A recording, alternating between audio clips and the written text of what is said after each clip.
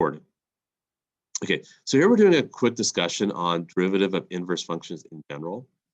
Say, for example, you have f of x equals 2x plus 1. Or you can say y equals 2x plus 1. So when you do the inverse, you switch x and y, and you isolate y, which is not too bad. So we would say that the inverse is going to be x minus 1 over 2, or you can actually break up the fraction as half x minus half. So here's your original, here's the inverse. Now, what if I took the derivative of each of these? F prime of x, of course, is going to be 2. Here, the derivative of the inverse, do a little accent symbol there, is going to be 1/2. Now, it's interesting that I can't plug in anything into the derivatives, right? The derivative is just straight up 2 for the original, and for the inverse, it's straight up 1/2. I mean, if you wanted to plug in points, like say, for example, f of 1 I know is 3, then I know the inverse of 3, of course, is 1. You just plug in 3, and also realizing that the x, y values switch for inverses, right? But there's nowhere really for me to plug in 1 for x for the derivative of the original, or 3 for x for the derivative of the inverse. There's no way for me to do that. But the bottom line is I know that these are reciprocals, right? These are reciprocals. And we expect that for the derivatives of the original and the inverse. We expect that to happen. Now, let me go and clear this. Let me give you a different function. Let's say, for example, I have f of x is 1 over x plus 1. Or you could say y equals 1 over x plus 1. So when you do the inverse, you switch x and y, and you isolate y. To isolate y is a little tricky. I'll multiply both sides by y plus 1, divide by x, and subtract the 1. So there's my inverse. Or you can write it in the inverse notation like this. Now, in this case, let's plug in stuff for the original and the inverse before I do the derivatives. For example, f of 1 I know is going to be 1/2, right? For my inverse, if I plug in 1/2, you're doing 1 over 1/2, which is 2. 2 minus 1 is 1. And yes, that's why I switch for original and inverse, right? We expect that switching to happen. Okay. What if I do the derivatives of each of these? This one, you're going to have to do a, you can treat it like a chain rule, because we do know that f of x is x plus 1 raised to -1 power if you rewrite it. So if I do my chain rule correctly, I get -1 x plus 1 raised to -2 power, or -1 over x plus 1 squared. And you can do a chain rule, but the derivative of the inside is 1, so don't worry about it. For my inverse. What you could do, we do the derivative of the inverse. 1 over x could be written as x to -1 minus 1. So you move that -1 to the front,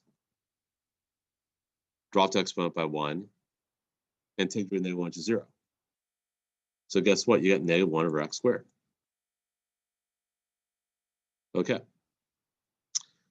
Let's go ahead and plug in their inputs. The input here was 1. So f prime of 1 is going to be -1 over 2 squared, or -1/4. Let me plug in this input into the derivative of the inverse. Derivative inverse evaluated at 1/2 is going to be -1 over 1/2 squared, or -1 over 1/4, which is -4. Notice that these are still reciprocals of each other. The reciprocal of -1/4 is -4. So what this tells me is that this is the aha moment. F prime of x equals 1 over the derivative of the inverse evaluated at y, not at x. So the x and y values here, just so you know, let's get a better highlighter. These are x and y values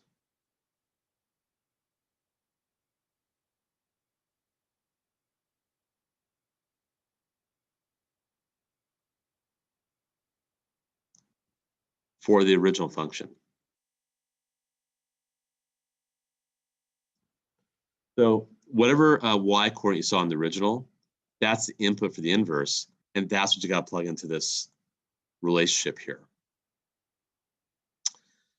So that is the whole essence of the derivative inverse of the derivative inverse functions in general.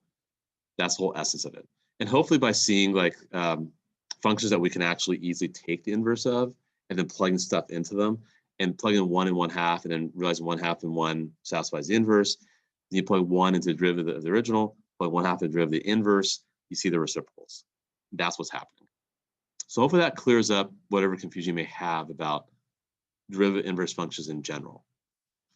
I would say it's probably one of the trickier concepts in this course, and it's something that people forget pretty easily. So when it comes to AP review, and I'm going to have more of a discussion about the second semester next Thursday.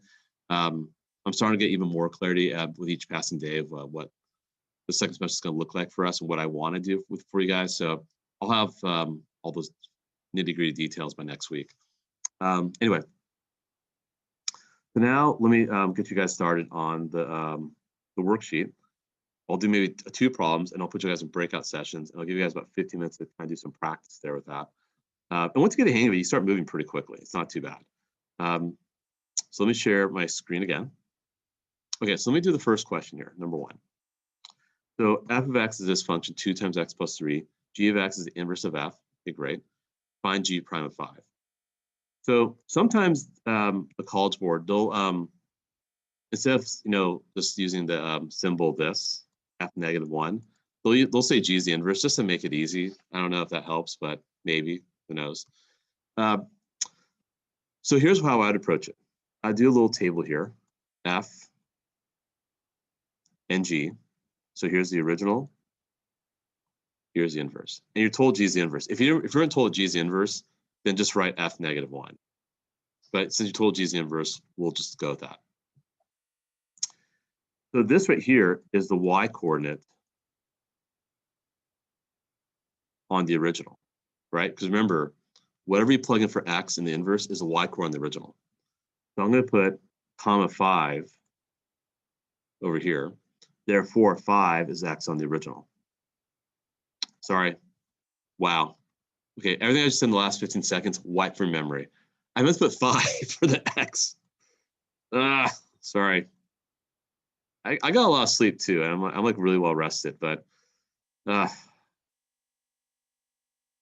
we go. Okay, sorry about that. It's 5 on the original. so the 5 is obviously the x for the inverse, right? So it's y on the original. So if that's true, then I can solve for x on the original pretty easily. Just divide by 2 and subtract 3. So you should get -1/2 if you do that correctly. So -1/2 will be the x on the original, so that's going to be y on the inverse. So -1/2 comma 5 is a point on the original. 5 comma -1/2, therefore, will be a point on the inverse. Any questions about that before I move forward? Again, whatever you see as the input for the inverse is y on the original. So if we saw 5, g is the inverse. We see g prime of 5, hence 5 is the input for the inverse. It's the output for the original. And when you let 5 equal the output for the original, we solve for x, we got -1/2. Okay, now we know about this relationship, right? F prime of your input of -1/2 equals 1 over our inverse we're calling g prime of 5. And that's what they want. They want g prime of 5. The question is asking us that. Well, I can solve for f prime of x. That's easy. That's just going to be 2, right? Because that's just a linear function. There's just 2.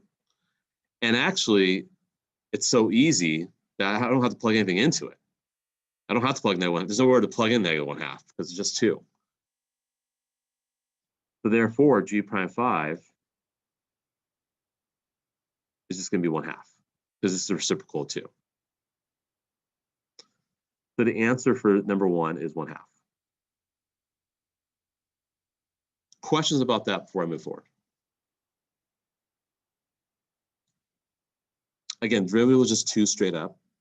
And we know the relationship between the derivative inverse and derivative of the original, the reciprocals, right? In fact, I probably didn't even have to do all that work in green. I probably didn't have to do that all the work in green because I could have just realized, oh, f of x is linear, the slope is 2, therefore the inverse has a reciprocal slope for reciprocal derivative, however you want to think of it. Okay, now I'm gonna look at where 1/2 is. You look at answer, where do I see answer 1/2? Oh, there you go, top right corner of page 2. That's the next problem you do. So that's gonna be number 2. So you get number 2 there. That's your second problem you would do. Now, we got kind of, or not we, but whoever wrote this got kind of fancy. When you see this here, this relationship, that automatically implies that they're inverses of each other. You may have remembered that from Algebra 2 or pre-calculus, or maybe that got kind of lost in the weeds, especially last year we were in remote learning mode and we were only once a week. But that is indicative of an inverse. Will I ask you guys to know that? No, not really, but it's just good to know. Not sure if the AP would do that, maybe. I don't know. But anyway, BNF are inverses. And you actually can call either F or G the original. It's kind of up to you. Let's just say we call F the original, just because I feel like calling F the original. So we'll say F is our original. Therefore, G is the inverse.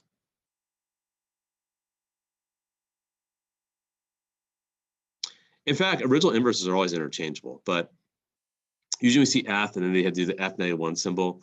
Then we classify original inverse in that fashion. But yeah, you had some flexibility here, but we'll say F is original, G is inverse, just be consistent. So that's F, right?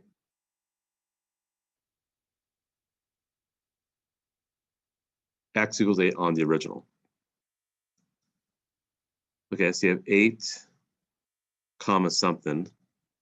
That means that 8 is going to be Y on the inverse. Well, the inverse is G of X equals X cubed. So if I solve for X, X is 2. So I have 2 here. So I have 2 here. Right? Remember, whatever is X on the original is Y in the inverse. The inverse function is X cubed. So we let G be the inverse. 8 equals X cubed, X is 2. Great. Now, F prime of 8 equals 1 over G prime of 2. Well, I could solve for G prime. What's G prime of X? 3x squared, right? So obviously, if it's 3x squared, let's plug in 2. That's going to be 12. So F prime of 8 equals 1/12. And there you go. That's your answer. 1/12. Now we got to look for 1/12 elsewhere in the worksheet. Where do I see 1/12 in the worksheet? Well, actually, questions first. Any questions about what I just did? Again, I let F be the original, so the input was 8. Therefore, that's output for the inverse. Obviously, I have the equation for the inverse, so set that equal to 8. Replace Y with 8. Solve for X, I got 2.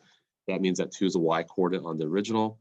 And we know the relationship F prime of 8 equals 1 over G prime of 2. Remember, you do the inputs for each of those individually.